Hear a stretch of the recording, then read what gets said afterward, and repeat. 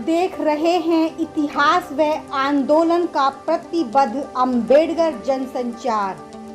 तो सबसे पहले मैं सुभाष काकाड़ी जी को आमंत्रित करता हूँ। आज हम लोग अम्बेडकर और भगत सिंह की साझी विरासत पर बात कर रहे हैं। मैं आप लोगों का खास करके क्रांतिकारी अभिनंदन करना चाहूँगा, क्योंकि साझेपन की बात हो रही है। जो पूरे देश का जो माहौल बना हुआ है, जिसकी तरफ प्रधान जी ने इशारा किया कि जो नफरत का माहौल है और कैसे दूरियां बढ़ाई जा सकती लोगों और लोगों के बीच, कैसे कैसे समुदायों के बीच दूरियां बढ़ाई जा सकती हैं, इसके नए नए तरीके, नए नए बहाने ढूंढे जा रहे हैं। और जिसके लिए कब्रों को खोदने की बात हो रही है और तमाम सारी चीज़ों की बात हो रही है। तमाम फिल्मों के जरिए भी ये जहर पैदा किया जा रहा है। ऐसे समय में हम लोग ये इस पर बात कर रही है। और दूसरी बात, इस गोष्ठी की महत्वपूर्ण बात यह है कि जब भी डॉक्टर अंबेडकर की बात होती है, मुझे अक्सर वो किस्सा याद आता है जो आप लोगों ने आप सभी लोगों ने सुना होगा, 10 नेत्रहीन और हाथी का किस्सा। 10 नेत्रहीनों के बारे में जो कहा गया कि भाई हाथी को देखो क्या, तो जिसने हाथी के पैर को पकड़ा उसने कहा कि हाथी खंबे जैसा होता है। किसी ने पूंछ पकड़ी, उसने कहा कि नहीं, हाथी तो रस्सी जैसा होता है। तरह तरह से जो उन्होंने कहा था। तो डॉक्टर अंबेडकर के विचारों का जो न्यूनीकरण है अपने हर स्तर पर मुझे दिखता है। अंबेडकर को उसने जो भी समझा, अगर अंबेडकर ने अपने जीवन के अंत में बुद्ध धर्म स्वीकार किया था, तो लोगों के लिए उनके जीवन का वही पक्ष महत्वपूर्ण है। या अंबेडकर के जीवन का और भी जो पक्ष हो सकता है। तो अंबेडकर को समग्रता में देखने की कोशिश बहुत कम होती रही है। और आज जब हम लोग, आज आप लोगों ने ये भगत सिंह के बहाने ये जो बात शुरू की है, तो मेरे ख्याल से हम लोगों को न केवल भगत सिंह के विचारों को समग्रता से देखना पड़ेगा, जितना हम लोग इस गोष्ठी के सीमा में देख सकते हैं, साथ ही साथ डॉक्टर अंबेडकर के जीवन के अलग पहलू को देखना पड़ेगा। और फिर जब आप पूरा देखेंगे तब हम उनके साझा तत्वों की तलाश कर सकेंगे। और एक तो साझा पर मुझे आसानी से दिखता है, हम सब लोगों को दिखता है कि एक तो साझा दिखता है कि जो दो ही लोगों का मैंने जन्मदिन अपने स्तर पर जनता खुद मनाती दिखती है। आपने देखा होगा कि डॉक्टर अंबेडकर का जन्मदिन हिंदुस्तान भर में मनाया जाता है। संगठित पार्टियां, बड़ी बड़ी पार्टियां तो मनाती ही हैं, लेकिन गांव में, कस्बों में मनाया जाता है। और अगर किसी ने उसका रिकॉर्ड भी किया था कि अंबेडकर की मूर्तियां इतने देश में लगी हुई है, आप गांव में जा रहे थे देखा कि अंबेडकर की मूर्ति लगी हुई है। तो लोग अंबेडकर के जीवन को एक उत्सव के तौर पर मनाते हैं, उनको बताने की जरूरत नहीं पड़ती। और वही बात मैं भगत सिंह के बारे में देखता हूँ। भगत सिंह को सारी पार्टियां मनाती हैं, वो अच्छी बात है और मनाना चाहिए, लेकिन साथ साथ लोग भी मनाते हैं।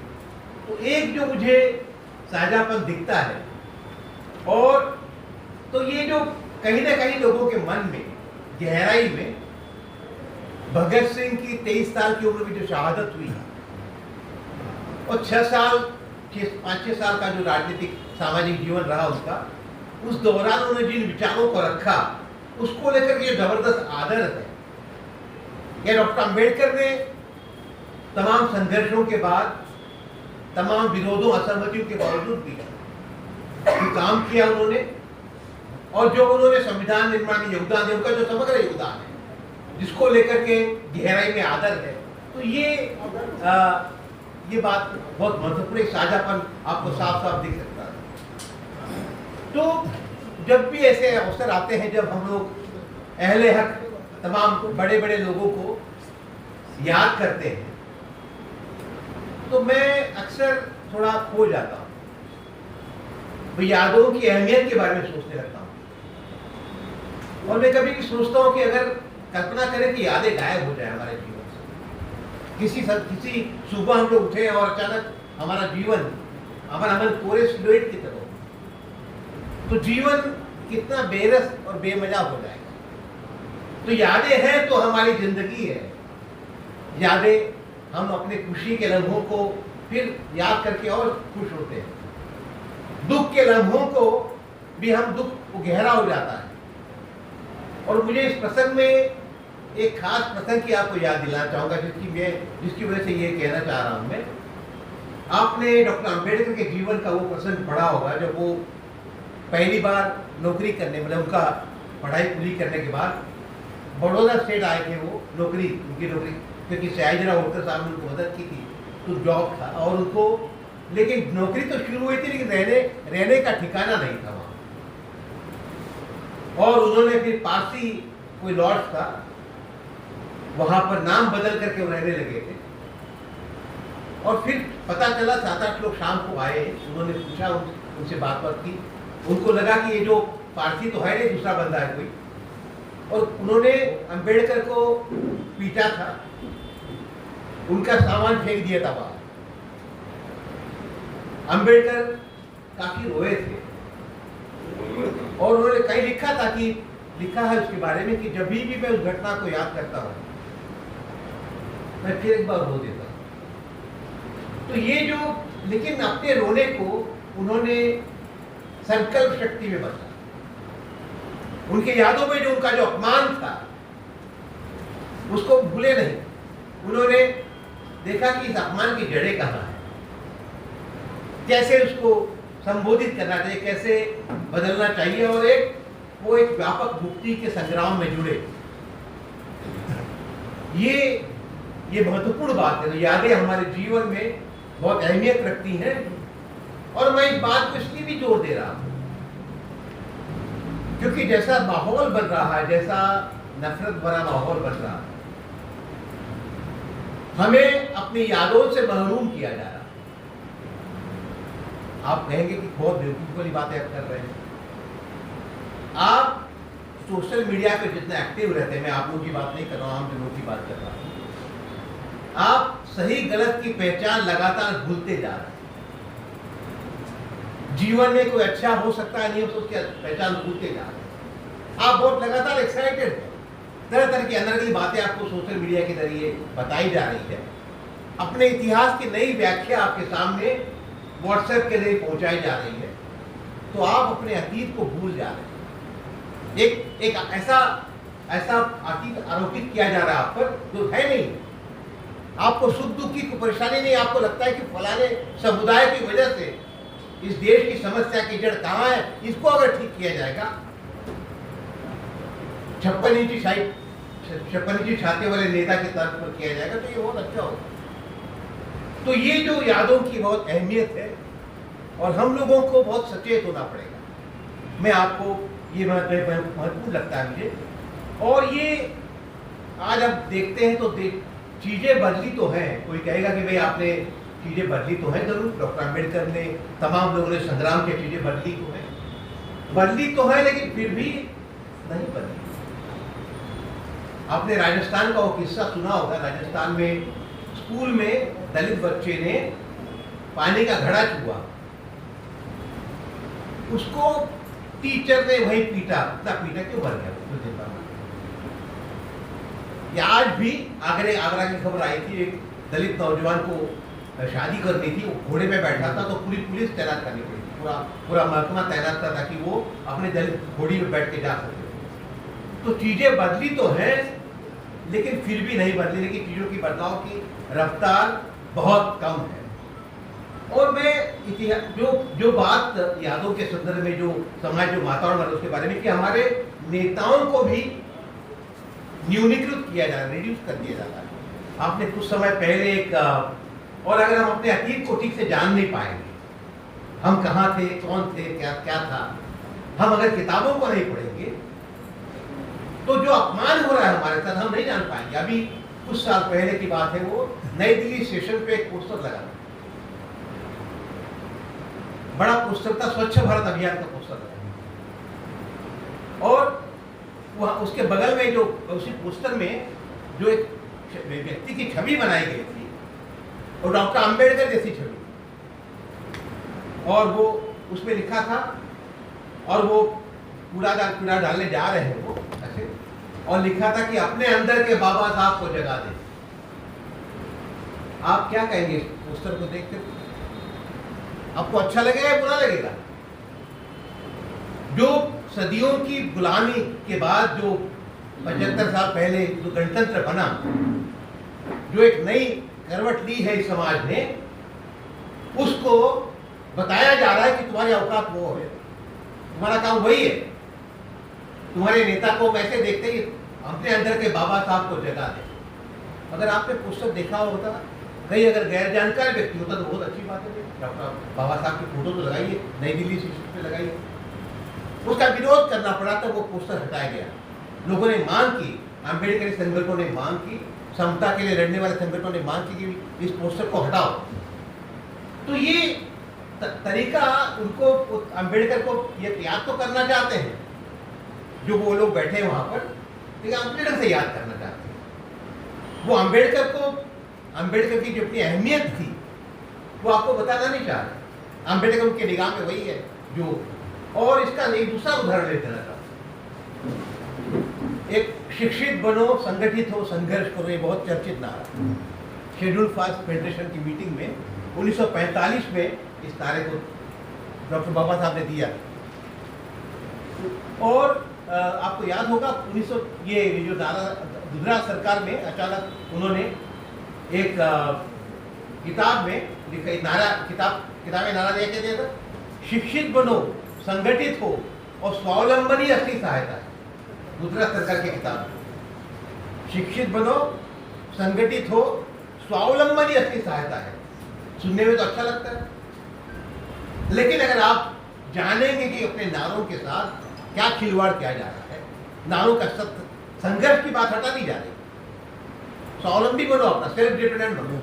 ये तो हम लोगों को, अगर हम जागरूक नहीं होंगे तो जो दबंग ताकते हैं, जो वर्णवादी ताकते हैं, जो ब्राह्मणवादी ताकते हैं, जो मनुवादी ताकते हैं, आपके सामने एक सैनिटाइज्ड अम्बेडकर पेश, ये अम्बेडकर ऐसे होते हैं। 2015 का और एक किस्सा सुनाना चाहता हूं आपको। मैं किस्से इसलिए सुना रहा हूं क्यों, ताकि आप इस जो पढ़ने लिखने की जरूरत है हम सब लोगों की, और जानने की जरूरत है। एक तीसरा उदाहरण है, 2015 में गुजरात सरकार ने कहा कि हम अम्बेडकर का चरित्र छापना चाहते हैं। उन्होंने अपने किसी आदमी को बुलाया, अम्बेडकर के ऊपर किताब छपी और कई लाख प्रतियां छपी। कई लाख प्रतियां छपने के बाद उस पूरी किताब को डंप किया गया, लुगदी बना के भेज दिया गया। क्यों? लेखक ने डॉक्टर अम्बेडकर पर किताब लिखी थी, उनके जीवन के सारे, और अंत में उन्होंने सिर्फ किताब के अंत में जो सरकार को बात चुप गई थी, वो किताब के अंत में धर्मांतरण के वक्त जो 22 प्रतिज्ञाएं ली गई थी वो छापी गई थी। इसी बात पर लाखों किताबों की लुगदी बना दी गई, क्योंकि वो प्रतिज्ञाओं के जरिए हिंदू धर्म की गलत परंपराओं पर जबरदस्त हमला किया गया। आप सभी को, आपको याद होगा, यहीं पर अम्बेडकर भवन में जो प्रोग्राम हुआ था और आपके एक मंत्री को इस्तीफा देना पड़ा, जिन्होंने प्रतिज्ञा पढ़ी। तो वो अम्बेडकर का सम्मान तो करना चाहते थे, अपने ढंग से करना चाहते। और अगर हम हर पल पे, हर जगह पे अगर सचेत नहीं रहे, जागरूक नहीं रहे, तो आपको लगातार अपमानित किया जाएगा। आपको बताया जाएगा कि डॉक्टर अम्बेडकर और सावरकर की बड़ी अच्छी दोस्ती, आपको बताया जाएगा कि डॉक्टर अम्बेडकर और हेडगेवार एक दूसरे मिलते रहते थे। सरासर झूठ बातें बताई जाएगी आपको, और आपको लगेगा अम्बेडकर का तो नाम हो रहा, बहुत अच्छी बात है। मेरी मुलाकात हुई थी, महाराष्ट्र के बहुत बड़े लेखक हैं, गुजर गए वो, दलित लेखक थे वो, अम्बेडकरी लेखक, गंगाधर पानतावणे थे। गंगाधर पानतावणे शुरुआती लेखकों में थे, और वो लोगों ने शुरू किया है, जो हिंदूवादी लोगों ने, सामाजिक समरसता मंच, उसमें मीटिंगों में जाते थे। तो मैंने पूछा, आप क्यों जाते हैं मीटिंग में, जहाँ पर हेडगेवार और अम्बेडकर को बगल में बिठाया जाता है? तो मेरे ख्याल से इन चीज़ों के बारे में हम लोगों को सचेत होना पड़ेगा। तो पहले, अब मैं आ रहा हूँ विशेष, अगर अम्बेडकर को हम कैसे समझें थोड़ा डिटेल में, और भगत सिंह को कैसे समझें, कैसे जो मेरे दिमाग में मूल विचार है उनके बारे में, कि मैं साझी विरासत की बात क्यों हम लोग को करनी चाहिए। अम्बेडकर, डॉक्टर भगत सिंह के बारे में आप सभी लोग जानते हैं, नई बात को बताने वाला नहीं। 5-6 साल का राजनीतिक सामाजिक जीवन था उनका। 23 साल की उम्र में उनको फांसी मिली थी और उसके पहले 16-17 साल की उम्र में जो एक्टिव हुए थे और कॉलेज में जाते थे, लॉ के डिग्री कॉलेज पढ़ते थे और उनका खानदान इनकलाबी हो गया था। उनके चाचा भी इनकलाब आज़ादी के आंदोलन में शामिल थे। आप अंदाजा लगा सकते, बहुत छोटा जीवन और इसमें कई साल जेल में बिताए उन्होंने, तो लिखने का तो बहुत कम वक्त मिला होगा। लेकिन जो भी लिखा है उन्होंने, जिसमें से बहुत सारा हमारे पास मौजूद है, जिसके जरिए उनके विचारों की झलक आप देख सकते हैं। जैसे हम उनके कुछ लेखों के बारे में, जैसे इसका भी जिक्र कर रहे थे, हेमंती कर रहे थे, अछूत समस्या प्रोटाइक लेख, यह सांप्रदायिक दंगे और उनका इलाज देखिए।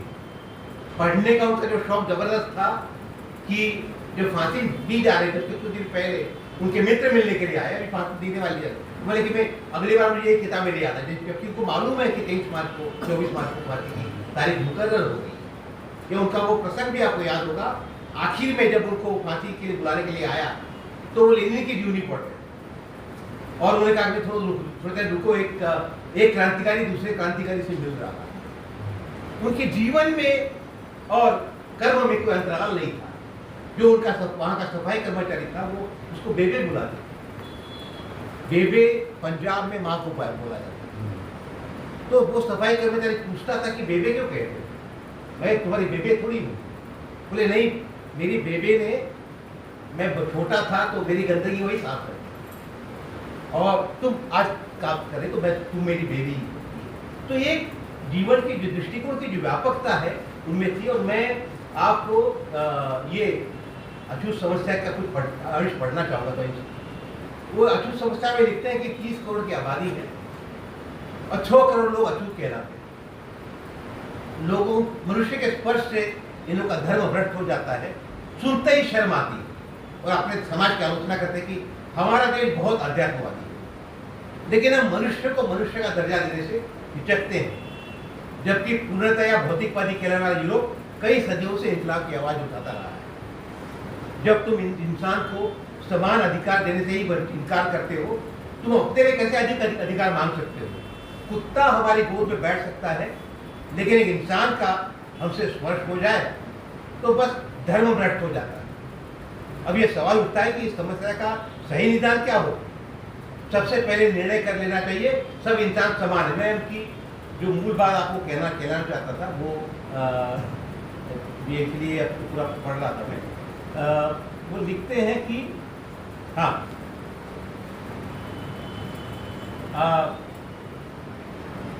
यह काम उतने समय तक संभव नहीं हो सकता जब जितने समय तक मैं भगत सिंह को पढ़ रहा हूँ, जितने समय तक कि अछूत कौमें अपने आप को संगठित न करना। हम तो समझते हैं कि उनका स्वयं को अलग संगठनबद्ध करना तथा मुस्लिमों के बराबर गिनती में होने के कारण उनके बराबर अधिकारों की मांग करना बहुत आशाजनक संकेत है। और इसलिए हम मानते हैं कि उनके अपने जनप्रतिनिधि हों, वे अपने लिए अधिकार मांगे। हम तो साफ कहते हैं कि उठो, अछूत कहलाने वाले असली जनसेवकों तथा भाइयों, उठो, अपना इतिहास देखो। गुरु गोविंद सिंह की फौज की असली शक्ति तुम्ही थे। शिवाजी तुम्हारे भरोसे पर ही सब कुछ कर सके, जिस कारण तुम्हारा नाम आज भी जिंदा है। तुम्हारी कुर्बानियां स्वर्णाक्षरों में लिखी हुई है। अपनी शक्ति को पहचानो। और भी बहुत सारी बातें हैं, आप गौर करेंगे कि ये कब लिख रहे थे। 28-29 के आसपास लिख रहे थे। 28 को जेल में गए थे और 31 को शहादत हुई। और मैं साल आपको इसलिए बता रहा हूँ कि ये वही काल है 27 तक। 1927 में महान सत्याग्रह हुआ। महान सत्याग्रह में जो बातें हुई थी, जो एक नई आग जलाई गई थी, हम लोग महाराष्ट्र में कहते हैं कि पानी में आग लगाई गई, पानी में आग लगी थी। आप सब लोग प्रसंग जानते हैं बाढ़ का।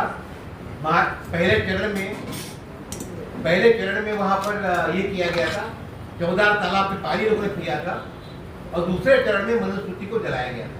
मनुस्मृति का दहन हुआ था और सहस्त्रबुद्धि नाम के ब्राह्मण युवक ने वो प्रतिज्ञा पढ़ी थी। वो सारा प्रसंग आपके सामने है, आप मुझसे ज़्यादा जानकार है। तो 27 में डॉक्टर अम्बेडकर दलितों की मुक्ति का ऐलाननामा कर रहे हैं और 28-29 में भगत सिंह लिख रहे हैं, अछूतो उठो तुम, अपने खुद संगठित हो जाओ, ये करो और तुम ये हो। मतलब कहीं ना कहीं आपको लगता है कि एक बहुत रेजोनेंस दिखता है, विचारों में सामंजस्य दिखता है। डॉक्टर अंबेडकर को, भगत सिंह को पता नहीं मालूम था कि नहीं मालूम था कि महाड़ में क्या हो रहा है, कौन सी क्रांति हो रही है, लेकिन एक रेजोनेंस आपको दिखता है। उसी ढंग की बात वो सांप्रदायिक दंगे, उनका इलाज उसमें लिखते हैं, जिसमें कहते हैं कि धर्म को मैं पढ़ूंगा नहीं। आप इस किताब को ले सकते हैं, जो भगत सिंह और उनके साथियों के दस्तावेज किताब छपी है, उन लेखों को पढ़ सकते हैं कि धर्म को राजनीति से अलग करना क्यों जरूरी है। तो मेरे ख्याल से ये बातें हम लोगों को बहुत महत्वपूर्ण है। और मैं हाँ, उनकी शहादत पर डॉक्टर अंबेडकर ने क्या लिखा, ये उनका उनके अखबार निकालते थे डॉक्टर अंबेडकर, मराठी में छपा था, जिसका मैंने हिंदी अनुवाद किया है। बीते 23 मार्च को शाम 7 बजे इन तीनों को सेंट्रल जेल में फांसी दी गई। हमारी जान बख्श दे, ऐसी दया की अपील इन तीनों में से किसी ने नहीं की। हाँ, फांसी की सूली पर चढ़ाने के पहले बजाय हमें गोलियों से उड़ा दिया जाए, ऐसी इच्छा भगत सिंह ने प्रकट की। ऐसी खबरें अवश्य आई है, मगर उनकी इस आखिरी इच्छा का भी सम्मान नहीं किया गया। ये बलिदान किसके लिए? अगर सरकार को ये उम्मीद हो कि इस घटना से अंग्रेजी सरकार बिल्कुल न्यायप्रिय है, न्यायपालिका के आदेश का हूबहू अमल करती है, ऐसी समझदारी लोगों के बीच मजबूत होगी और सरकार की इसी न्यायप्रियता के चलते लोग उसका समर्थन करेंगे, तो ये सरकार की नादानी समझी जा सकती है। जनमत की परवाह किए बगैर लॉर्ड इरविन की सरकार ने भगत सिंह आदि को फांसी पर चढ़ा दिया, और वह भी कराची कांग्रेस के 3-4 दिन पहले। गांधी अरविंद करार को मटियामेट करने और समझौते की गांधी जी की कोशिशों को विफल करने के लिए भगत सिंह को फांसी और फांसी के लिए मुकर्रर किया गया समय, ये दोनों बातें काफी थी। अगर इस समझौते को समाप्त करने का इरादा लॉर्ड इरविन का सरकार का था, तो इस कार्रवाई के अलावा और कोई मजबूत मतला उसे ढूंढने से भी नहीं मिलता। इस नजरिए से भी देखें तो गांधी जी के कथनानुसार सरकार ने बड़ी भूल की है, ये कहना अनुचित नहीं होगा। तो ये क्लियर कट अम्बेडकर ने घटना को भर्त्सना कर कंडेम करते हुए लिखा है। और अगर हम भगत सिंह के बाद डॉक्टर अम्बेडकर के जीवन को देखें, तमाम चीजें आप जानते हैं, लेकिन मैं यहाँ पर चूंकि निचोड़ कुछ रखना चाहूंगा।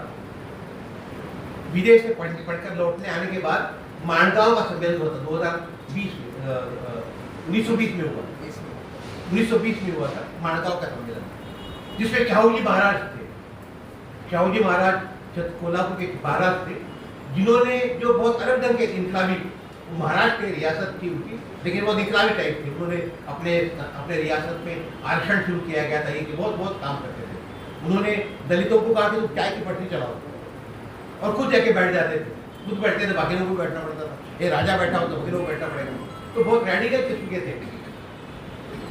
तो छत्रपति शाहू जी महाराज ने कहा था कि दलितों, तुम्हें तुम्हारा नेता मिल गया। फिर 1927 का जो महाड़ सत्याग्रह आता है, जिसका जिक्र हम कर चुके हैं, लेकिन उसका एक घटना का जिक्र करना चाहूंगा आपको। इस महाड़ सत्याग्रह में भाग लेने के लिए, मतलब मैं ये कहना चाहूंगा कि डॉक्टर अम्बेडकर का जो पूरा अप्रोच था, सबको समेटने वाला था, सर्वसमावेशी हो गया। तो महाड़ सत्याग्रह में उन दिनों आपको यह मालूम होगा कि महात्मा फुले की मृत्यु के बाद महाराष्ट्र में जो उनका आंदोलन था, वो गैर ब्राह्मण आंदोलन में बदल गया था। गैर ब्राह्मण आंदोलन में बदल गया था, ब्राह्मणों के खिलाफ गैर ब्राह्मण। उस आंदोलन के 2 नेता आए थे, जेठे और जवलकर। उन्होंने कहा कि आपको इस आंदोलन से, महाड़ सत्याग्रह से ब्राह्मणों को दूर रखना चाहिए।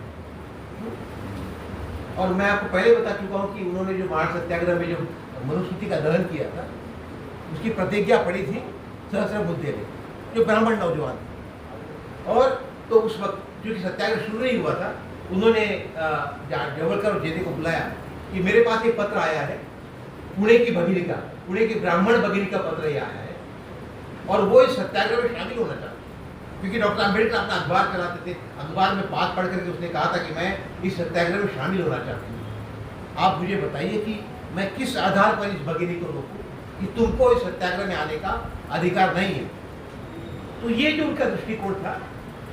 और साथ साथ आपने उनके जीवन का और एक पहलू है, लोकमान्य तिलक के एक बेटा, सबसे छोटा बेटा था श्रीधर चंद्र तिलक, जो डॉक्टर अम्बेडकर का सहयोगी थे। और वो मतलब उन्होंने जो महाराष्ट्र, अगर पुणे आप गए हो केसरी जहाँ से निकलता था, केसरी वाड़ा, केसरी का मकान, वहाँ पर उन्होंने सामाजिक विषमता निर्मूलन समिति कुछ बनाई थी। उन लोगों ने श्रीधर तिलक और डॉक्टर आम्बेडकर ने मिलकर के बनाई थी, उसका बोर्ड भी लगा हुआ। तो वो बहुत रेडिकल किस्म के व्यक्ति थे। उन्होंने आत्महत्या की, क्योंकि अपनी जो भी दिक्कतें रही होंगी, मतलब मैं आत्महत्या की। और लोगों को कहा जाता है कि ये डॉक्टर आम्बेडकर ने अखबार जो शुरू किया था, मूक नायक, उसके उनकी मृत्यु के बाद शुरू किया था, ये कोई अखबार शुरू किया था। तो ये जो सर्वसमावेशी नजरिया दिखता है डॉक्टर आम्बेडकर के पूरे चिंतन में, या आप कालाराम मंदिर सत्याग्रह को देखें, मतलब या आप ये खोद प्रथा के खिलाफ जो आंदोलन हुआ था, खोद प्रथा वहाँ पर महाराष्ट्र के कुछ इलाकों में जमींदारी प्रथा थी, उसके खिलाफ जो आंदोलन हुआ था, जिसपे उनके साथ कौन थे? कम्युनिस्ट थे, कम्युनिस्ट भी थे। तो सब लोगों को साथ मिलकर चलना है, ये उनका नजरिया रहता था। जो अगर उसको विचार हमारे सही है तो किस जाति का उसके ज़्यादा टेंशन नहीं था। उसी तरीके से उनकी बात मनमाड़ का जो रेल कामगारों का सम्मेलन हुआ था, हम देखते हैं उसमें, जिसमें उन्होंने कहा था 2 दुश्मन है हमारे, ब्राह्मणवाद और पूंजीवाद 2 दुश्मन है। ये बात कही थी। और साथ साथ उन्होंने जब गांधी जी से मिले थे, जो सवाल उठाया था, बहुत महत्वपूर्ण सवाल था। महात्मा जी मेरा राष्ट्र का, इस देश के दलितों को अगर 20-25 दलितों के लिए बोले मेरा राष्ट्र का है, तो उन्होंने राष्ट्रीय मुक्ति आंदोलन की जो सीमाएं थी उसको भी साथ साथ रेखांकित करने की उन्होंने लगातार कोशिश की। और मुझे बहुत महत्वपूर्ण ये भी लगता है कि 1941-42 में उन्होंने किताब लिखी थी, what Gandhi and Congress have done for untouchables. Congress ने और गांधी ने अनटचेबल्स के लिए क्या किया? किताब का शीर्षक था, काफी बड़ी किताब थी, इसमें तीखे रंग से अटैक किया था। लेकिन जब आज़ादी मिलने को हुई और कांग्रेस की तरफ से आह्वान किया गया अम्बेडकर को कि आपको इस मुहिम में जुटना है, तो उन्होंने कोई संकोच नहीं किया था। उन्होंने कहा कि उनके लक्ष्य महत्वपूर्ण था, इस लक्ष्य के लिए, लक्ष्य की रक्षा के लिए हमें इस काम में जुटना चाहिए। और तो ये सारी बात मुझे लगता है कि आपको अन्य तमाम उनके जीवन के तमाम सारे पहलू, आपने हिंदू कोड बिल को लेकर जो संघर्ष चल रहा था, क्या उसको देखिएगा। और लेकिन मुझे 2 बातें और महत्वपूर्ण लगती हैं उनके जीवन की। उनका जो आखिरी व्याख्यान, बुद्ध या मार्क्स, काठमांडू में गए तो उन्होंने व्याख्यान दिया था, बुद्ध और मार्क्स, या उनका जो निबंध है स्टेट्स एंड माइनॉरिटीज, संविधान जो बनने जा रहा था, तो शेड्यूल कास्ट फेडरेशन जिस पार्टी के साथ वो जुड़े थे, उसकी तरफ से ड्राफ्ट बनाया था उन्होंने कि भाई संविधान का नक्शा कैसा होगा उनकी निगरानी। और मैं आपको अभी यहाँ पढ़ूंगा नहीं उसके बारे में, क्योंकि आपको लगेगा कि बहुत रेडिकल बातें कह रहे हैं, बहुत आगे की बात है, कि बुद्ध और मार्क्स में काफी समानता ढूंढते हैं अपने आखिरी व्याख्यान में। मतलब तो ये जो उनका जो नजरिया है, मेरे ख्याल से आप अगर दोनों को देखेंगे, अगर बारीकी से देखेंगे, तो आपको ऐसे बहुत सारे बिंदु मिलेंगे। आपको दिखेगा कि भगत सिंह जो बोल रहे हैं अछूत समस्या की बात, तो अम्बेडकर की बात बोल रहे हैं, या डॉक्टर अम्बेडकर जो लिख रहे हैं समाजवाद के बारे में, कहीं न कहीं भगत सिंह भी उसी तरह का सपना चाहते थे।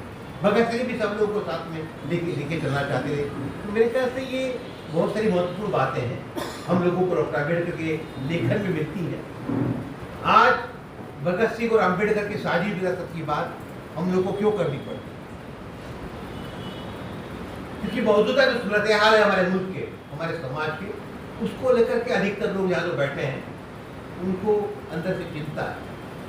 मुझे लगता है देश जिस दिशा में जा रहा है तो निश्चित तौर पर डॉक्टर अम्बेडकर के सपनों का भारत नहीं है। जो संविधान बना था, संविधान का भारत, संविधान के नक्शे कदम चलने वाला भारत नहीं है। ये रिपब्लिक ऑफ होप नहीं है, रिपब्लिक ऑफ हेट बना है। ये उम्मीदों का गणतंत्र नहीं है, ये नफरत का गणतंत्र बनने जा रहा है। और जब समाज उल्टी दिशा में जा रहा हो तो समाज को अपने उन तमाम पुरखों को याद करना पड़ता है कि जिन्होंने समाज के बारे में, आगे के बारे में सोचा। तो आज इन चीज़ों पर बहुत गंभीरता से सोचने की जरूरत है। अम्बेडकर के अब क्या किया जाए इन विचारों को लेकर के।